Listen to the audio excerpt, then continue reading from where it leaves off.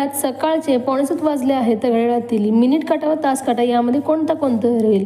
तर पहा, 6:45 वाजता तास काटा कुठे असणार आहे? 6 आणि 7च्या मध्ये आणि मिनिट काटा असणार आहे 9 वर.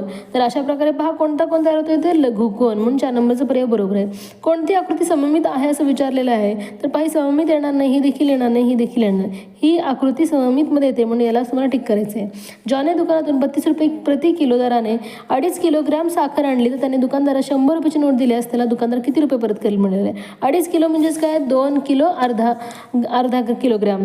मग पहा, 32चं डबल दुप्पट होते 64 आणि अर्धा किलोची किंमत आहे 16. मग पहा काय येणार उत्तर? 0 हाताले 80. मग 100 मधून 80 वजा केल्यानंतर किती येणार आहे? 20. म्हणजे दुकानदाराला 20 रुपये परत करणार आहे. 2 अंकी सर्वात लहान विषम संख्या कोणती आहे? 11. 3 अंकी सर्वात मोठी संख्या 999.